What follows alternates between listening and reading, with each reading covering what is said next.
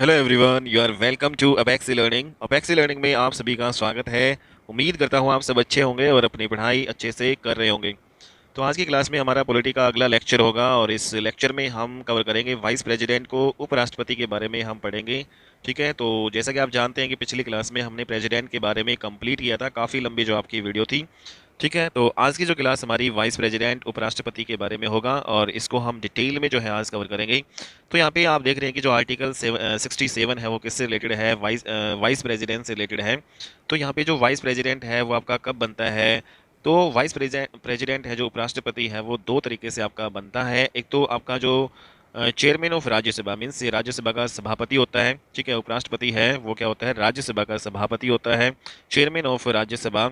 और यहाँ पे जो ये आर्टिकल जो है 64 में ये बात दी गई है कि जो उपराष्ट्रपति है वो राज्यसभा का सभापति होता है।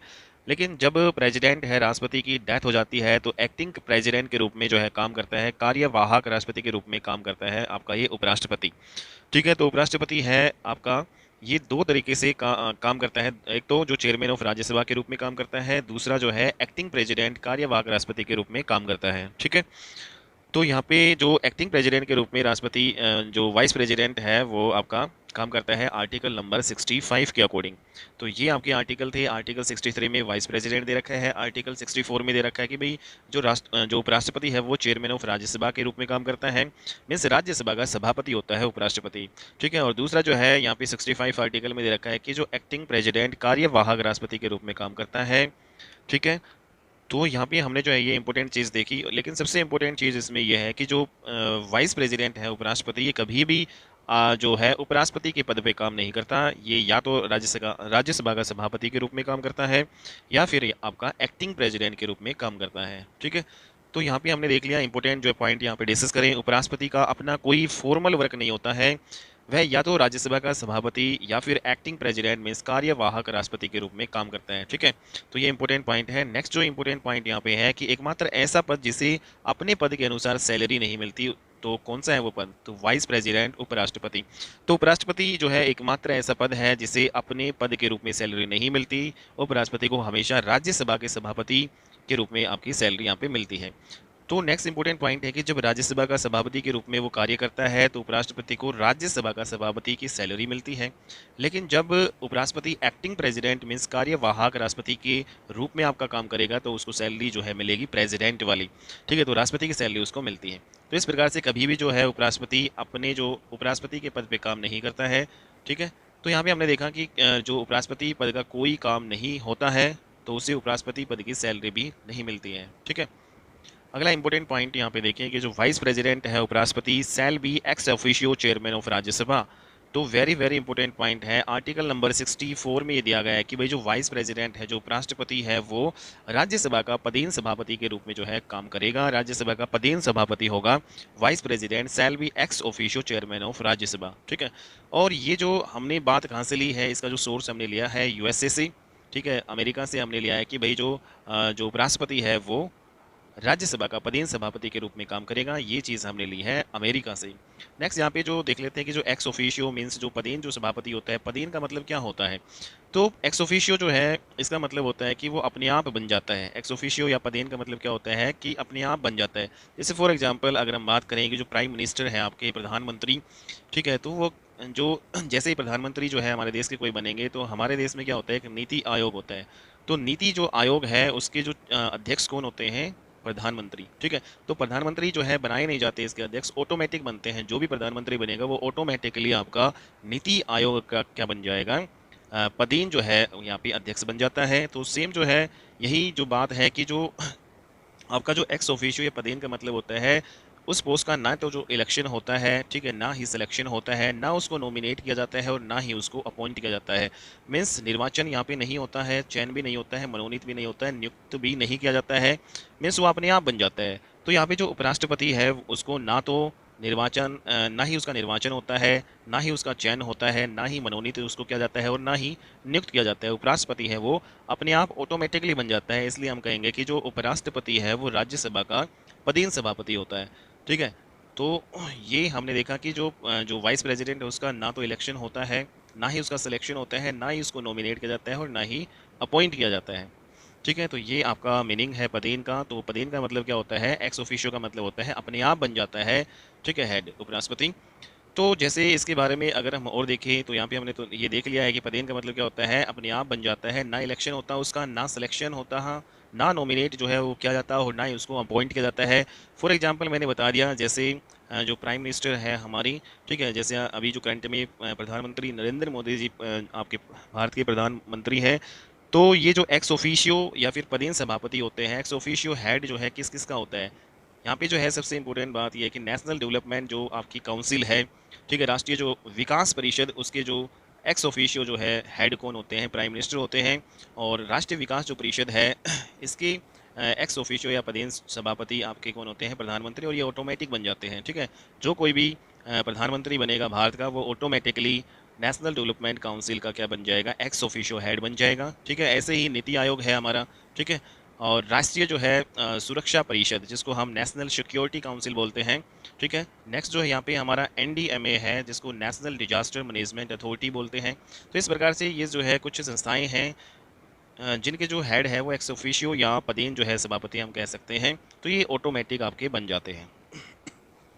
नेक्स्ट यहाँ पे नोट करने की बात है कि भाई जो वाइस प्रेसिडेंट राज्यसभा का चेयरमैन तो होता ही है, बट वह राज्यसभा का मेंबर जो है कभी नहीं होता। Very very important. ठीक है, तो राज्यसभा का जो है कभी भी सदस्य नहीं होता है vice president. Vice president Rajya Sabha का क्या होता है, चेयरमैन होता है, बट वो मेंबर नहीं होता है। एक्टिंग प्रेसिडेंट की बात करें तो जो कार्यवाहक राष्ट्रपति, हमने देखा कि जो आर्टिकल नंबर जो है 65 जो है ये बात कहता है कि अगर राष्ट्रपति की सीट किसी वजह से खाली हो जाती है तो उपराष्ट्रपति जो है उसके स्थान पे काम करेगा। और इसके आगे संविधान में जो है हमारी कुछ भी नहीं लिखा है। ठीक है, हालांकि जो इससे आगे वाला जो है वो सुप्रीम यहाँ पे जो संसद के जो है कानून के अनुसार है कि भाई जैसे ही राष्ट्रपति की पोस्ट खाली होती है तो आपका उसकी जगह कौन काम करेगा, एक्टिंग प्रेसिडेंट के रूप में सबसे पहले मौका दिया जाएगा वाइस प्रेसिडेंट को, उपराष्ट्रपति को। अगर उपराष्ट्रपति भी नहीं है तो सेकंड मौका दिया जाएगा चीफ जस्टिस ऑफ इंडिया को, भारत का मुख्य जो है न्यायाधीश। और वो भी जो है अवेलेबल अगर नहीं है तो फिर सीनियर जज ऑफ सुप्रीम कोर्ट को मौका दिया जाता है। ठीक है, तो ये हमने 65 आर्टिकल में पढ़ा। वाइस प्रेसिडेंट के बारे में अब हम देख लेते हैं क्या उसकी जो है क्वालिफिकेशंस हैं, क्या मतलब रिजाइन जो है वो किसको देगा, ओथ उसको कौन दिलाता है। ठीक है, तो ये सारी चीज़ें यहाँ पे देख लेते हैं। तो सबसे पहले बात करते हैं कि जो उपराष्ट्रपति है, यहाँ पे वाइस जो प्रेसिडेंट है, क्या मेंबर ऑफ राज्यसभा होता है। तो उपराष्ट्रपति कभी भी राज्यसभा का सदस्य नहीं होता, राज्यसभा का पदेन अध्यक्ष जो है होता है। ठीक है, तो ये इंपॉर्टेंट जो है पॉइंट ध्यान में रखना है। नेक्स्ट, जो उपराष्ट्रपति है अपना रिजाइन किसे देता है, अपना इस्तीफा देगा ये राष्ट्रपति को। ठीक है, अगला हम देख लेते हैं कि जो उपराष्ट्रपति है उसको ओथ कौन दिलाता है, उसको शपथ कौन दिलाता है। तो प्रेसिडेंट ही उसको शपथ दिलाएगा, प्रेसिडेंट को ही वो रिजाइन देगा। उपराष्ट्रपति का जो टेन्योर कितना है, कार्यकाल 5 वर्ष के लिए जो है आपका ये बनता है। इलेक्शन में भाग लेते हैं तो यहाँ पे जो इनडायरेक्ट जो है इलेक्शन में जो आपके कौन कौन भाग लेते हैं, total MP of Lok Sabha and Rajya Sabha. ठीक है, तो यहाँ पे जो इसके total MP of Lok Sabha and Rajya Sabha, जिसको जिसमें टोटल का मतलब यहाँ पे जो आपके लोकसभा के जो इलेक्ट मेंबर्स हैं और जो नॉमिनेट किए जाते हैं राष्ट्रपति के द्वारा वो, ऐसे ही जो राज्यसभा के टोटल का मतलब क्या होगा, इलेक्ट एंड नॉमिनेटेड बोथ। तो यहाँ पे राज्यसभा के जो इलेक्टेड जो है सदस्य और यहाँ पे नॉमिनेटेड जो प्रेसिडेंट करता है। नेक्स्ट यहाँ पे देखिए री इलेक्शन जो है क्या आपका संभव होता है, क्या जो उपराष्ट्रपति है वो दोबारा आपका उपराष्ट्रपति बन सकता है। तो यहाँ पे हमारे संविधान में जो दिया गया कि यस, तो इस संविधान में हालांकि कहीं नहीं लिखा उपराष्ट्रपति के बारे में, लेकिन राष्ट्रपति के बारे में तो लिखा है। उपराष्ट्रपति के बारे में संविधान में कहीं नहीं लिखा कि भाई इसका जो है री इलेक्शन होगा या नहीं। ठीक है, हालांकि जो है जो इसका री इलेक्शन हो सकता है, कितनी बार उपराष्ट्रपति बन सकता है एक व्यक्ति। यहाँ पे अगर बात करें कि डॉक्टर एस राधाकृष्णन जी हमारे, ठीक है, ये 2 बार आपके उपराष्ट्रपति रहे हुए हैं। डॉक्टर हमीद अंसारी ये भी आपके 2 बार उपराष्ट्रपति रहे हुए हैं। तो 2 से ज़्यादा बार जो है यहाँ पे उपराष्ट्रपति बन सकते हैं। नेक्स्ट, मिनिमम एज की बात करी तो उपराष्ट्रपति बनने के लिए मिनिमम आपकी एज कितनी होनी चाहिए, 35 ईयर कंप्लीटेड। ठीक है, तो राष्ट्रपति बनने के लिए भी 35 एज आपकी कंप्लीटेड होनी चाहिए। और जो स्टेट में जो गवर्नर होते हैं, राज्यपाल है, ठीक है, तो राज्यपाल की भी कंप्लीटेड 35 जो है आपकी ईयर है। तो ये तीनों ऐसे हैं जिनकी जो एज है वो कितनी होनी चाहिए, 35 कंप्लीटेड होनी चाहिए। मिनिमम एज, मैक्सिमम एज है वो कितने भी हो सकती है, मैक्सिमम एज में यहाँ पे कोई लिमिट नहीं है, लेकिन मिनिमम एज है वो कंप्लीटेड 35 ईयर होनी चाहिए। नेक्स्ट, सैलरी की बात करें तो जो उपराष्ट्रपति को सैलरी मिलती है भारत की संचित निधि से, कंसोलिडेटेड फंड ऑफ इंडिया से जो है इसको सैलरी मिलती है। और पर मंथ जो है कितनी सैलरी मिलती है, 4 लाख रुपए। ठीक है, तो 4 लाख रुपए जो है वाइस प्रेसिडेंट को मिलते हैं उपराष्ट्रपति को। लेकिन जो अगर प्रेसिडेंट की बात करें तो राष्ट्रपति को मिलती है भाई 5 लाख पर मंथ। ठीक है। नेक्स्ट यहाँ पे उपराष्ट्रपति की सीट अगर खाली हो जाती है तो खाली होने पर कितने दिन में उसकी सीट आपकी फिलअप हो जानी चाहिए। तो हमारे संविधान में ऐसा जो है कहीं नहीं लिखा है कि भाई इतने दिन में सीट जो है उपराष्ट्रपति की फिलअप हो जानी चाहिए। ठीक है। तो यहाँ पे जो आपके उपराष्ट्रपति सबसे पहले बात करें कौन से आर्टिकल में आते हैं, तो आर्टिकल नंबर 63 में। ठीक है। मेंबर ऑफ राज्यसभा जो है क्या होता है, उपराष्ट्रपति तो नहीं होता है, ये हमने अभी भी देखा। और जो उपराष्ट्रपति है वो उसकी जो रिजाइन और उसका जो टेन्योर है वो भाई किसको जो है अपना इस्तीफा देगा, प्रेसिडेंट को देता है। जैसे इसका टेन्योर जो है 5 साल का होगा। ये दोनों ही बातें आपके आर्टिकल नंबर 67 में दी गई है। ठीक है। तो आर्टिकल नंबर 67 किसकी बात करता है, वो उपराष्ट्रपति के रिजाइन की बात करता है, उपराष्ट्रपति के कार्यकाल की बात करता है। इलेक्शन जो इसका इनडायरेक्ट होगा जैसे हमने देखा, और इनडायरेक्ट भी होगा तो total MP of Lok Sabha and Rajya Sabha यहाँ पे होंगे, और टोटल का मतलब है इलेक्टेड भी और नॉमिनेटेड भी। ठीक है। तो दोनों ही हाउसेज के जो है इलेक्टेड और नॉमिनेटेड जो इसमें पार्टिसिपेट करते हैं इनडायरेक्टली जो यहाँ पे इलेक्शन। ठीक है। री इलेक्शन जो है क्या संभव है, तो बिल्कुल संभव है। कितनी बार ही उपराष्ट्रपति बन सकता है, डॉक्टर एस राधाकृष्णन 2 बार बने हैं, डॉक्टर हामिद अंसारी हैं वो 2 बार बने हैं। ठीक है। अगली जो है ओथ की बात करें, जो शपथ है उपराष्ट्रपति की जो शपथ है 69 आर्टिकल में दी गई है। ठीक है। और यहाँ पे जो उपराष्ट्रपति को शपथ कौन दिलाएगा, राष्ट्रपति दिलाता है। ठीक है। सैलरी की बात करें तो salary consolidated fund of India, Bharat की संचित निधि से इसको मिलती है, 4 लाख पर मंथ यहाँ पे है। क्वालिफिकेशंस क्या होगी उपराष्ट्रपति बनने के लिए, सबसे पहली बात तो उपराष्ट्रपति है वो आपका क्या होना चाहिए, सिटीजन ऑफ इंडिया, मीन्स जो है वो भारत का नागरिक हो, और ये जरूरी नहीं है कि वो मतलब भारत में ही जन्मा हो, दूसरे देश का जो है व्यक्ति भी हमारे भारत का उपराष्ट्रपति बन सकता है, बशर्ते ये है कि उसकी जो है नागरिकता भारतीय नागरिकता हो। नेक्स्ट यहाँ पे जो नॉट ऑफिस ऑफ प्रॉफिट, लाभ के पद पर वो जो है ना हो। तीसरा यहाँ पे जो एज की बात करें तो 35 कंप्लीटेड एज होनी चाहिए। Must be eligible to be MP of Rajya Sabha, तो यहाँ पे जो उपराष्ट्रपति है एमपी ऑफ राज्यसभा जो है बनने की योग्यता रखता है, यहाँ पे हो राज्यसभा का जो है मेंबर ऑफ पार्लियामेंट होने की योग्यता रखता हो, ये आपकी एलिजिबिलिटी है, ये क्वालिफिकेशंस दी गई हैं। तो अगर ये सारी चीज़ें हैं तो उपराष्ट्रपति बन सकता है। ठीक है। तो यहाँ पे बात करेंगे जो आपका प्रेसिडेंट है, प्रेसिडेंट की भी लगभग जो आपकी यही होगी, लेकिन यहाँ पे जो प्रेसिडेंट में क्या होगा, must be eligible to be MP of Lok Sabha, यहाँ पे आ जाएगा, राज्यसभा की जगह क्या आ जाएगा, लोकसभा। ठीक है। तो यहाँ पे ऐसा नहीं बोला है कि राज्यसभा का वो सदस्य ही हो। ठीक है। ऐसा नहीं बोला गया है कि राज्यसभा का उपराष्ट्रपति सदस्य हो, हाँ सदस्य जो एमपी जो है होने की सदस्यता रखता हो, ऐसा कहा गया है इसमें। और नेक्स्ट यहाँ पे इलेक्शन की बात करें तो इलेक्शन जो है आर्टिकल नंबर 66 का क्लोज नंबर 1 में दिया गया है। उपराष्ट्रपति का इलेक्शन जो है वो कौन से आर्टिकल में दिया गया है, उपराष्ट्रपति का इलेक्शन आर्टिकल नंबर 66 का क्लोज 1 में दिया गया है। उपराष्ट्रपति का रिजाइन और टेनोर की बात की गई है आर्टिकल 67 में। उपराष्ट्रपति की जो शपथ की बात की गई है आर्टिकल नंबर 69 में। उपराष्ट्रपति की जो सैलरी की बात की गई है आर्टिकल नंबर 68 में। और क्वालिफिकेशंस की बात की गई है आर्टिकल नंबर 66 का क्लोज नंबर 3। ठीक है। तो यहाँ पे बात करते हैं रिमूवल ऑफ वाइस प्रेसिडेंट, उपराष्ट्रपति जो है उसको कैसे हटाया जाएगा। तो यहाँ पे जो है रिमूवल इसका दे रखा है उपराष्ट्रपति का आर्टिकल 67 का क्लोज नंबर बी में दे रखा है। उपराष्ट्रपति के खिलाफ कोई भी महाभियोग बिल आपका लाया नहीं जाता। हालांकि जैसे कि आपको सभी को पता है कि महाभियोग जो है आपका इम्पीचमेंट जो प्रोसेस जिसे बोलते हैं, केवल और केवल राष्ट्रपति के खिलाफ ही लाया जाता है और किसी के भी खिलाफ यहाँ पे नहीं लाया जाता। हालांकि हमारे संविधान में भी जो है एक ही जगह पर महाभियोग शब्द देखने को आपका मिलता है, और वो भी राष्ट्रपति के रिमूवल पे देखने को मिलता है। ठीक है। यहाँ पे फिर भी जो है हम कहते हैं कि जो व्यवहारिकता के तौर पर उपराष्ट्रपति की जो सीट है वो 6 मंथ में आपका फिलअप कर ली जाती है। ठीक है। हालांकि हमारे संविधान में कहीं मेंशन नहीं है कि भाई कितने टाइम में उपराष्ट्रपति की जो है अगर सीट खाली हो जाए तो वो फिलअप कर ली जाएगी, लेकिन अगर हम व्यवहारिकता के तौर पर देखें तो विद इन 6 मंथ जो है उसमें उपराष्ट्रपति की सीट है वो आपकी भर ली जाती है। अगला यहाँ पे देखिए रिमूवल ऑफ वाइस प्रेसिडेंट। तो जैसा हमने देखा कि आर्टिकल 67 का क्लोज नंबर बी में रिमूवल ऑफ वाइस प्रेसिडेंट दे रखा है। तो किस प्रकार से वाइस प्रेसिडेंट का रिमूवल होगा, कैसे वाइस प्रेसिडेंट उपराष्ट्रपति को हटाया जाएगा। तो इसमें बात आती है कि जो सबसे पहला जो बिल है आपका राज्यसभा में जाएगा, और राज्यसभा में जो ये बिल है इफेक्टिव मेजोरिटी से पास होना चाहिए। इफेक्टिव मेजोरिटी का मतलब होता है प्रभावी बहुमत। ठीक है। तो प्रभावी बहुमत से ये आपका पास होना चाहिए। और जो बिल है फर्स्टली इंट्रोड्यूस इन राज्यसभा। तो सबसे पहले जो बिल है, अगर हमें उपराष्ट्रपति को हटाना है तो सबसे पहले जो है बिल किस में इंट्रोड्यूस किया जाना चाहिए, सबसे पहले राज्यसभा में जो है बिल रखा जाएगा, और राज्यसभा में जो है बिल आपका इफेक्टिव मेजोरिटी से पास होना चाहिए। ठीक है। प्रभावी बहुमत से पास होना चाहिए, और जैसे ही राज्यसभा में प्रभावी बहुमत से आपका पास हो जाता है तो फिर ये बिल जाएगा आपका लोकसभा में, और लोकसभा में यहाँ पे जो है सिंपल मेजोरिटी से पास हो जाना चाहिए। अगर लोकसभा में सिंपल मेजोरिटी से पास हो जाता है ये बिल, ठीक है, कि भाई उपराष्ट्रपति को हटाना है, तो यहाँ से सिंपल मेजोरिटी से पास हो जाता है, तो उसी जो है टाइम से आपका वाइस प्रेसिडेंट है उसको हटा दिया जाता है। तो उपराष्ट्रपति को हटाने के लिए महाभियोग शब्द प्रयोग में नहीं लाया जाता, केवल और केवल जो है महाभियोग शब्द आपका राष्ट्रपति है उसको हटाने के लिए लाया जाता है। ठीक है, अब बात कर लेते हैं कि जो मेजोरिटी है, बहुमत है, वो कितने प्रकार की होती है। तो यहाँ पे जो है तीन जो है प्रकार की आपके बहुमत होते हैं। एक स्पेशल मेजोरिटी होता है, ठीक है, विशेष बहुमत जिसको हम बोलते हैं। दूसरा हमारा इफेक्टिव मेजोरिटी होता है जिसको प्रभावी जो है बहुमत बोलते हैं। तो प्रभावी बहुमत हम किसको में यूज करते हैं, प्रभावी बहुमत जो है का यूज हम करते हैं उपराष्ट्रपति को हटाने में। तो सबसे पहले जो है उपराष्ट्रपति को जब हटाएंगे तो राज्यसभा में बिल इंट्रोड्यूस किया जाएगा और वहाँ पे प्रभावी जो है बहुमत से राज्यसभा में बिल आपका पास होना चाहिए। तो ये इफेक्टिव मेजोरिटी है, ये हम कहाँ पे यूज़ करते हैं, प्रभावी बहुमत हम यूज़ करते हैं उपराष्ट्रपति को हटाने में। ठीक है, तो तीन टाइप की मेजोरिटी आपकी होती है, सिंपल मेजोरिटी, ठीक है, स्पेशल मेजोरिटी और इफेक्टिव मेजोरिटी।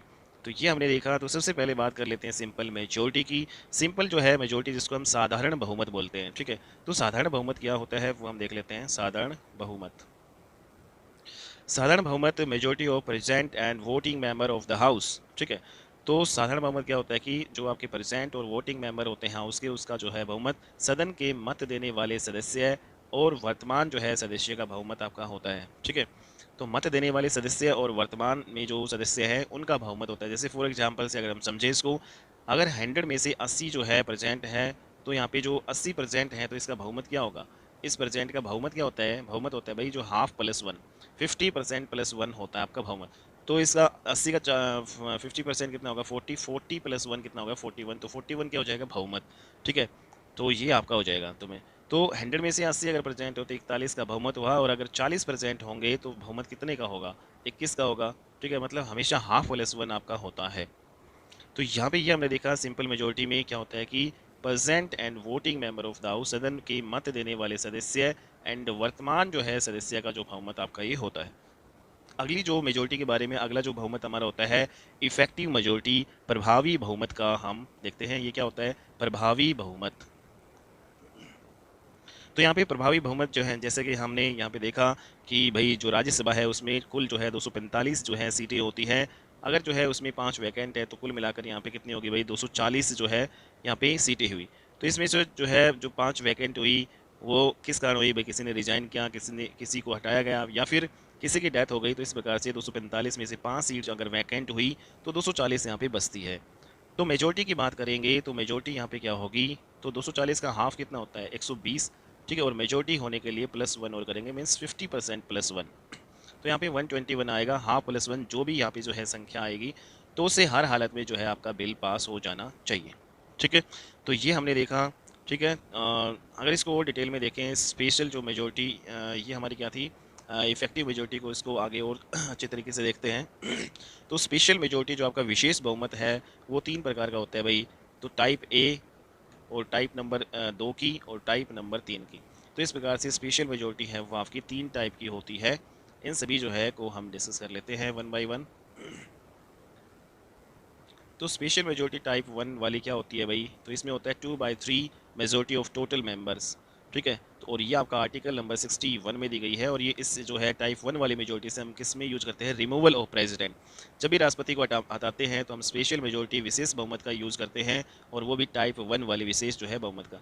तो इसमें क्या होता है कि 2/3 मेजोरिटी ऑफ टोटल मेंबर्स जो है आपके होते हैं। ठीक है, उसका बहुमत होना चाहिए, मीन्स जो टोटल मेंबर है उसका 2/3 जो है आपका, उससे जो है कोई भी बिल अगर पास हो जाता है तो उसको माना जाता है स्पेशल मेजोरिटी टाइप 1 वाली।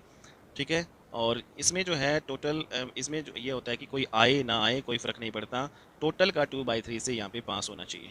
ठीक है, तो टाइप 1 वाली मेजोरिटी आपको समझ में आ गई, 2/3 मेजोरिटी ऑफ टोटल मेंबर्स, इसमें जो कोई भी सदन में आए ना आए उससे कोई फ़र्क नहीं पड़ेगा। टाइप 2 वाली जो है मेजोरिटी क्या होता है, स्पेशल मेजोरिटी टाइप 2 वाली, 2/3 majority of present and voting members. ठीक है, तो प्रेजेंट मेंबर्स का 2/3 एंड वोटिंग मेंबर्स का यहाँ पे, तो इसका मतलब इससे जो है आपका बिल पास होना चाहिए। तो ये टाइप 2 वाली मेजोरिटी है, मीन्स इसमें उपस्थित मत देने वाले सदस्यों का 2/3, जो आपके उपस्थित जो है उसके 2/3 होगा, and majority of total members और कुल सदस्यों का यहाँ पे बहुमत। तो यहाँ पे अगर एग्जांपल से इसको समझे, जैसे फॉर एग्जांपल हमारे पास टोटल जो मेंबर्स 100 हैं, प्रेजेंट कितने हैं भाई 60 है, तो 60 जो है प्रेजेंट का 2/3 इसमें लिया गया है। तो इसका 2/3 आपका कितना होगा भाई 40 आ जाएगा, 22 जो 40। ठीक है, तो यहाँ पे एक तो ये प्रोसेस हो गया भाई प्रेजेंट का 2/3। दूसरा हम ये भी कह सकते हैं कुल सदस्यों का बहुमत यानी जो है 50 + 1 आपका कितना आ गया 51। तो कुल सदस्य आपके कितने थे 100, और 100 का बहुमत क्या होगा भाई 50% + 1। ठीक है, तो कुल सदस्यों का बहुमत आपका ये हो गया, और जो प्रेजेंट जो आपके मेंबर है उसका 2/3। ठीक है, और इन दोनों में जो भी ज़्यादा होगा उसको हम उससे बिल आपका पास होगा। तो इन दोनों में जो भी ज़्यादा होगा उससे बिल पास होगा। तो यहाँ पे इसमें 51 जो है आपका ज़्यादा है, तो ये इससे बिल पास हो जाएगा। तो ये स्पेशल मेजोरिटी टाइप 2 वाली थी। ठीक है, तो यहाँ पे कई बार क्या होता है कि जो जैसे प्रेजेंट इसमें 60 है, मान लेते हैं कि प्रेजेंट आपके 90 है, तो अब की बार क्या होगा 90 का 2/3 करेंगे, प्रेजेंट का 2/3 लेते हैं, तो ये 60 आता है। ठीक है, तो यहाँ पे 60 आ गया, लेकिन टोटल का जो है मेजोरिटी निकालते हैं तो वही आपका 51 आ गया। ठीक है, 51। तो अब की बार जो है कौन सा ज़्यादा है, अब की बार 60 वाला ज़्यादा है। तो यहाँ पे जो है फिर क्या हो जाएगा इन दोनों में से जो ज़्यादा आपका आएगा, तो इस बार 60 वाला ज़्यादा है, तो इससे बिल आपका पास हो जाएगा। ठीक है, तो स्पेशल मेजोरिटी जो आपकी टाइप 2 वाली है वो जो है किसके जो है रिमूवल में आपकी यूज होती है। तो एक तो आपका जो कैग होता है उसको हटाने में इसका यूज होता है। एक जो चीफ इलेक्शन जो कमिश्नर होता है उसको हटाने में controller and auditor general, chief election commissioner, all जज of supreme court and all जज of high court and constitutional amendment जो है जब हमें करना पड़ता है, तो इन सभी चीज़ों में आपकी टाइप 2 वाली जो है स्पेशल मेजोरिटी का यूज होता है। ठीक है, तो ये आपने देखा। नेक्स्ट यहाँ पे ऑर्डिनरी जो बिल जिसको हम क्या कहते हैं साधारण विधेयक, धन विधेयक जिसको हम कहते हैं फाइनेंस बिल, मनी बिल, तो इन सब में जो है सिंपल मेजोरिटी की आपकी आवश्यकता होती है। ठीक है, तो यहाँ पे हमने सिंपल मेजोरिटी में किसका यूज होगा, जो ऑर्डिनरी बिल, आपका धन विधेयक आपका जो होगा, मनी बिल, फाइनेंस बिल, इनमें। ठीक है, और जो स्पेशल मेजोरिटी टाइप 2 वाली आपने देख ली, कैग, सीईसी, ऑल जज of supreme court and high court and constitutional amendment. और स्पेशल जो मेजोरिटी टाइप 1 में हम यूज करते हैं रिमूवल ऑफ जो है प्रेसिडेंट में, जब राष्ट्रपति को हटाना होता है, स्पेशल मेजोरिटी टाइप 1 का यूज हम करते हैं। नेक्स्ट हमारी आती है स्पेशल मेजोरिटी टाइप 3 वाली। ये क्या होती है, तो जो आपका विशेष बहुमत जो है टाइप 3 वाला, इसमें क्या होता है 2/3 majority of percent and voting members, means यहाँ पे उपस्थित एंड मत देने वाले सदस्यों का बहुमत। ठीक है, उपस्थित और मत देने वाले जो सदस्य हैं उनका बहुमत यहाँ पे होगा। तो यहाँ पे जैसे फॉर एग्जांपल मान लेते हैं कि जो टोटल यहाँ पे सदस्य कितने हैं 100। ठीक है, प्रेजेंट आपके 60 हैं, तो 60 का जो है यहाँ पे 2/3 निकालेंगे तो कितना आएगा 40। ठीक है, और दूसरा यहाँ पे अगर यहाँ पे जो 90 है तो इसका 2/3 कितना निकालेंगे 60 हो जाएगा। ठीक है, तो इसका यूज जो हम किस में करते हैं, इस टाइप 3 वाली जो मेजोरिटी का यूज़ हम करते हैं आर्टिकल नंबर 312 में और आर्टिकल नंबर 249 में। तो ये राज्यसभा को मजबूत बनाते हैं दोनों ही आर्टिकल नंबर 312 और 249। तो इसमें यूज होता है स्पेशल मेजोरिटी टाइप नंबर 3 का। ठीक है, तो दोनों आर्टिकल आपके ये मजबूत बनाते हैं राज्यसभा को। तो एक बार देख लेते हैं। तो आर्टिकल जो है 312 में आपका क्या दिया गया है, 312 में ऑल इंडिया हमारी सर्विसेज आती है। 3 अखिल भारतीय सर्विसेज हमारी होती है, आईएएस, ठीक है, Indian administrative service, IPS, Indian police service and IFOS, Indian foreign service. तो ये जो 3 अखिल भारतीय सेवाएं होती है 1966 में आपकी आईएफओएस बनी, और जो आपकी दोनों जो है ऊपर वाली आईएएस एंड आईपीएस दोनों आपकी बेसिक कॉन्स्टिट्यूशन मूल संविधान में थी। आईएफओएस हमारी ये बाद में 1966 में बनी। तो ये हमने देखा 312 में आपका ये है। तो अखिल भारतीय सेवा पार्लियामेंट बनाती है राज्यसभा की रिकमेंडेशन पर। तो ये इंपॉर्टेंट पॉइंट आपको ध्यान में रखने हैं। तो जो भी अखिल भारतीय सेवाएं बनानी होती है वो आपकी संसद बनाती है, लेकिन किसकी सिफारिश पे, राज्यसभा की सिफारिश लेनी होती है। तो अखिल भारतीय सेवाएं वे होती है जो सेंट्रल गवर्नमेंट के द्वारा ये अधिकारी अपॉइंट किए जाते हैं, सेंट्रल गवर्नमेंट के द्वारा ही हटाए जाते हैं, लेकिन काम जो है ये आपके कैडर वाइज करते हैं। ठीक है, तो यहाँ पे हमने जो है देखा कि जो आईएएस है उसकी रैंक किसी को मिली तो डीएम आपका वो बनता है किसी भी डिस्ट्रिक्ट में। आईपीएस की रैंक अगर किसी को मिलती है तो वो सीनियर सुप्रिटेंडेंट ऑफ पुलिस जो है बनता है। ये काम जो है सारे के सारे स्टेट में करते हैं, लेकिन इनको अपॉइंट और जो है इनको हटाने का काम सेंट्रल गवर्नमेंट का होता है, और इसी को हम अखिल भारतीय सेवा कहते हैं। ठीक है, तो ये आपने देखा राज्य सरकार जिस राज्य में ये काम करते हैं वो इनको जो परमानेंट रिमूव नहीं कर सकती, हालांकि इनका जो सस्पेंड कर सकती है, ट्रांसफ़र जो है राज्यसभा कर सकती है, बट इनको परमानेंटली हटा नहीं सकती। तो राज्य सरकार जो ऑल इंडिया के अधिकारी होते हैं उनको सस्पेंड कर सकती है, राज्य सरकार इनका ट्रांसफ़र कर सकती है एक विभाग से दूसरे विभाग में। इनको टर्मिनेट करने का अधिकार सिर्फ और सिर्फ सेंट्रल गवर्नमेंट के पास होता है। ठीक है, तो ये हमने देखा आर्टिकल 312 में क्या दिया गया है, इसमें creation of knew all India services. तो जो नई अखिल भारतीय सेवाएं हैं उनका गठन आपका आर्टिकल 312 में दिया गया है। और ये जो नई अखिल भारतीय जो सेवाएं जो इसका गठन होगा पार्लियामेंट के द्वारा, लेकिन किसकी रिकमेंडेशन लेके, राज्यसभा की रिकमेंडेशन जो है लेके आपका ये होता है। और यहाँ पे जो राज्यसभा की जो रिकमेंडेशन स्पेशल मेजोरिटी टाइप 3 वाली आपकी यूज होती है। ठीक है भाई। तो स्पेशल मेजोरिटी टाइप 3 वाली यूज होती है। तो जब भी हमें कोई नई अखिल भारतीय सेवा जो है बनानी होगी तो इसमें संसद जो है बना पाएगी, लेकिन संसद है वो राज्यसभा की सिफारिश लेगी और वो भी स्पेशल मेजोरिटी टाइप 3 जो है वाली आपकी यहाँ पे यूज होगी। तो यहाँ पे हमने देखा कि नई अखिल भारतीय सेवा को बनाता कौन है, तो हमने देखा कि संसद बनाती है। ठीक है, संसद सिंपल मेजोरिटी से बनाती है, लेकिन राज्यसभा अपनी रिकमेंडेशन यहाँ पे राज्यसभा के रिकमेंडेशन पे, अगर राज्यसभा अपनी रिकमेंडेशन नहीं देती है तो पहले तो जो है पार्लियामेंट नई जो है ऑल इंडिया सर्विसेज यहाँ पे नई अखिल भारतीय सर्विसेज नहीं बना सकते। तो राज्यसभा से रिकमेंडेशन जो है आपकी स्पेशल मेजोरिटी टाइप नंबर 3 से जो है ये आपकी पास होगी, तभी जो है जाके ये आपकी नई अखिल भारतीय सेवा का गठन हो सकता है। तो यहाँ पे हमने देखा उपराष्ट्रपति के जो आर्टिकल्स में जो है आर्टिकल 67 में उसका उपराष्ट्रपति जो है उसका टेन्योर दे रखा है। आर्टिकल 67 का क्लोज नंबर ए में उपराष्ट्रपति का रिजाइन दे रखा है। आर्टिकल 67 का क्लोज बी में उपराष्ट्रपति का रिमूवल दे रखा है। आर्टिकल 69 में जो है उपराष्ट्रपति है उसकी जो है शपथ दे रखी है। यहाँ पे बात करें आर्टिकल 63 में वाइस प्रेसिडेंट दिया गया है। आर्टिकल नंबर 64 में जो वाइस प्रेसिडेंट है राज्यसभा का सभापति होगा वो दिया गया है।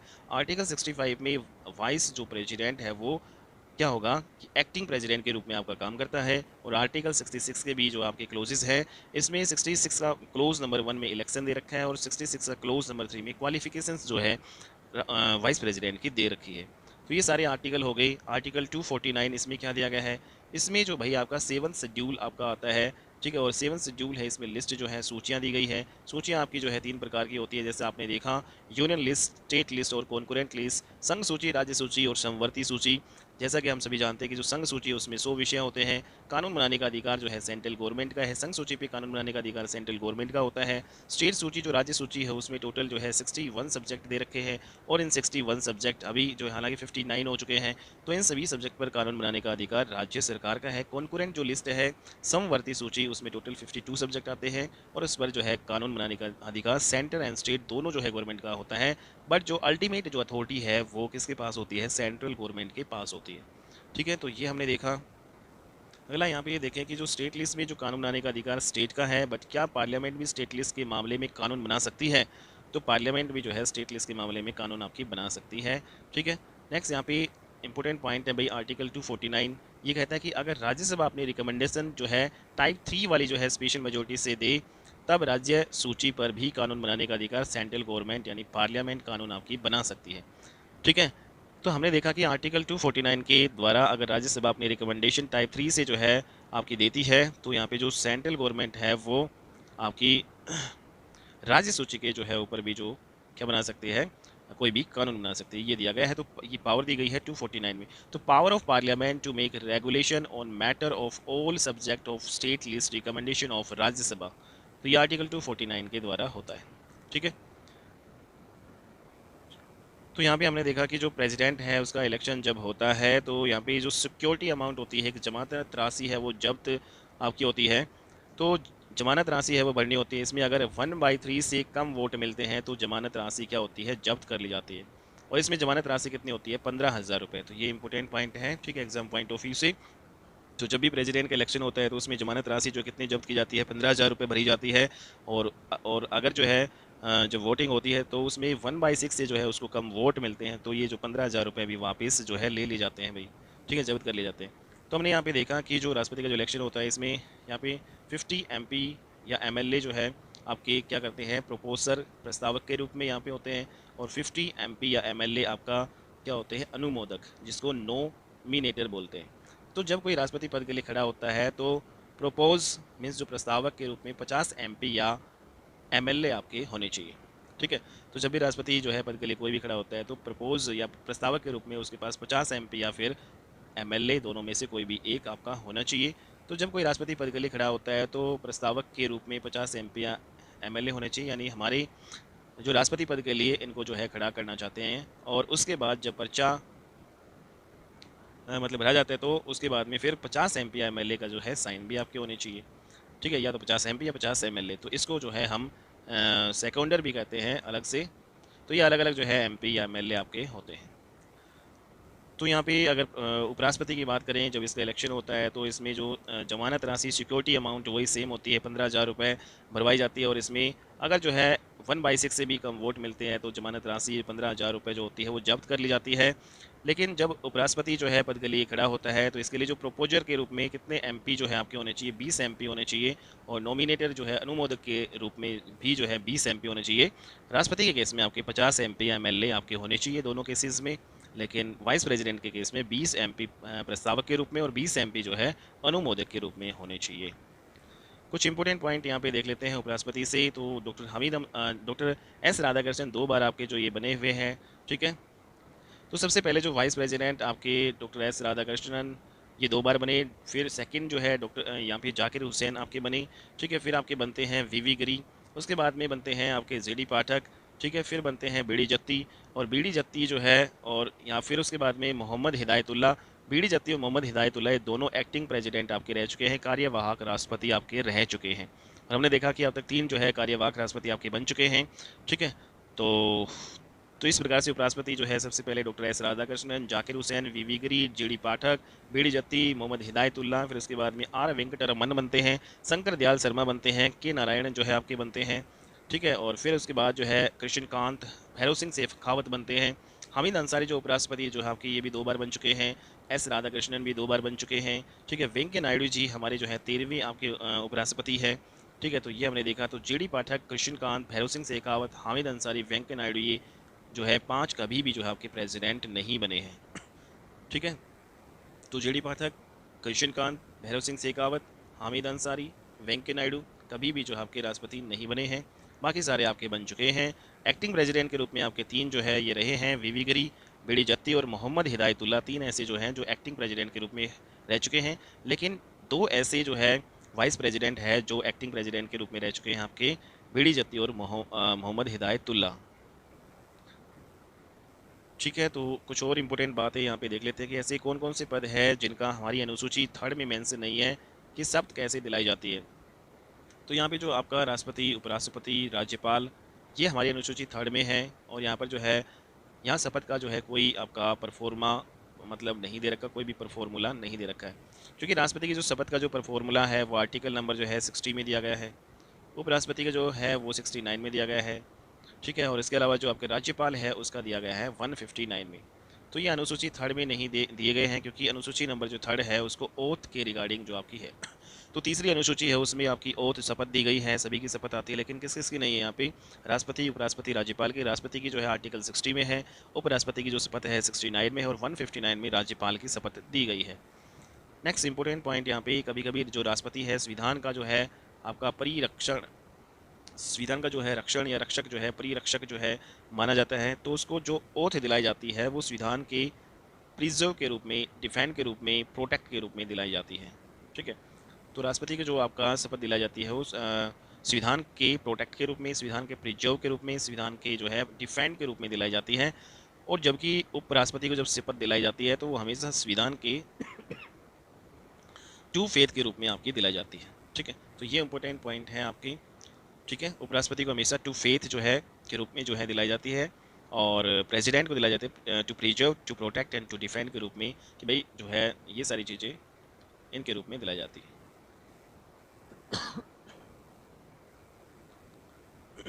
तो यहाँ पे हमने देखा कि जो राज्यसभा है उसमें टोटल मैक्सिमम जो है सीटें 250 होती है, और जो लोकसभा में मैक्सिमम 552 होती है। प्रेजेंट में जो है लोकसभा में 545 सीटें हैं, और इनमें से जो 530 जो है स्टेट में, 13 जो आपकी यूनियन टेरिटोरीज़ में है, तो आपकी जो है प्रेसिडेंट के द्वारा जो है नॉमिनेट की जाती है।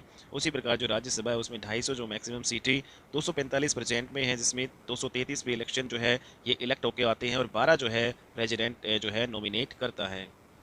एक जो है इंपॉर्टेंट यहाँ पे नोट और देख लेते हैं कि जॉइंट सेशन है वो कब आपका लाया जाता है।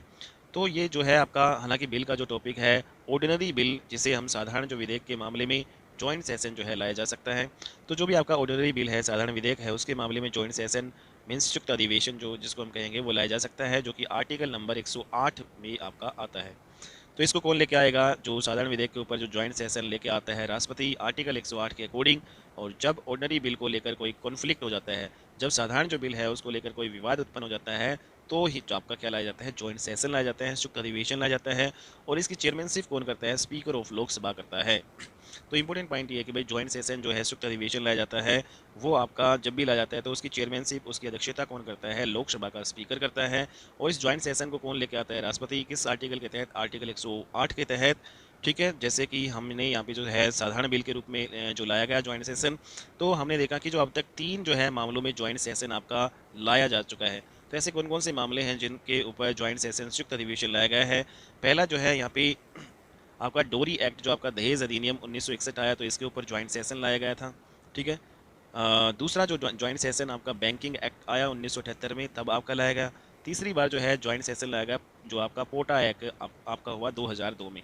तो इन तीनों जो है मामलों में जॉइंट सेशन अभी तक लाया जा चुका है। ठीक है, और ये राष्ट्रपति लाता है, अध्यक्षता इसकी जो है लोकसभा का स्पीकर करता है, आर्टिकल 108 के तहत। ठीक है, तो ये हमने देखा आज की क्लास में, हमारा ये कंप्लीट हो चुका है उपराष्ट्रपति। ठीक है, तो अगली क्लास में हम कंप्लीट करेंगे हम अपना अगला टॉपिक। तो आज की क्लास में इतना ही करते हैं और मिलते हैं अपनी नेक्स्ट जो है क्लास में। अगली जो क्लास में हमारी काउंसिल ऑफ मिनिस्टर्स, मंत्री परिषद के बारे में हम डिस्कस करेंगे। ठीक है, तो आज की क्लास हमारी इतना ही, नेक्स्ट क्लास में मिलते हैं अपनी और अच्छी वीडियो के साथ। तब तक के लिए बाय एंड टेक।